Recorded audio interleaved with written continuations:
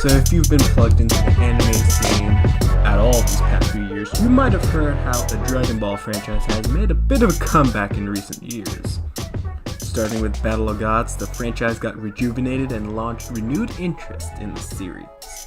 This era of Dragon Ball is a fusion of new ideas and old ideas appealing to old and new fans alike.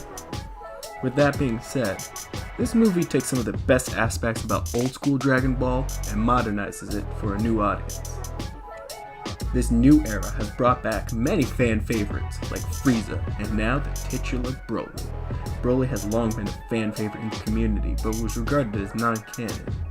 However, with this new era, changes are abound and now Broly is being welcomed into the canon family, and it is being rejoiced with all the fanfare that would entail.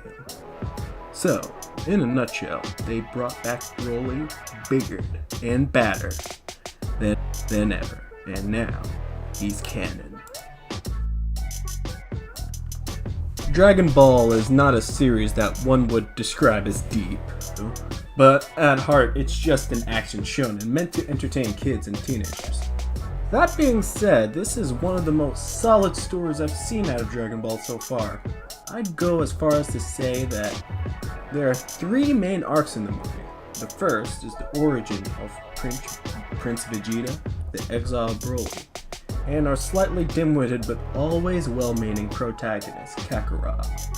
But we Earthlings like to call him Goku. In this first arc, we see the fall of the Saiyan homeworld, Planet Vegeta. Admittedly, this section does feel a bit repetitive, particularly because it reminds me of another alien sent to Earth in fiction, but because this is basically just a rehash of an origin that most of the fandom would know by now.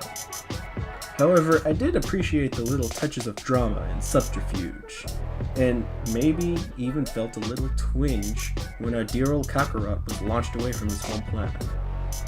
The second arc is set up in present day, and now the pieces are being set up into an unavoidable collision as the three surviving Saiyans are drawn by the tides of fate ever closer.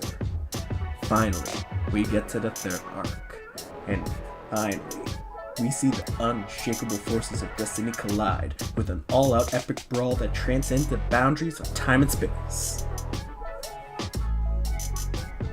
Dragon Ball Super did not start off with the best animation around. However, it is clear that they have heard the cries of the fandom because they made damn sure to make sure this anime and this particular movie looks as jaw-droppingly amazing as possible. This movie in particular has a more traditional and old-school type of animation, blended with 3D for a striking effect. Even though I consider myself a relative newcomer to the Dragon Ball Z fandom, I could feel so much love and passion put into this. I was just as elated watching this film as I was watching Spider-Verse. However, where I will say Spider-Verse had an excellent story with dramatic flourishes of amazing animation, Dragon Ball Super Broly lives and breathes in its amazing animation and with a serviceable story. So, if you're a Dragon Ball fan, I cannot recommend this enough. Watch this movie. If you're new to the fandom, I'd give it a shot, even though there are some things you might be missing out on. The story is simple enough to digest, but the animation will keep you glued to your seats. So, that's all from me, Crazy Crew. I'll catch you next Space Time.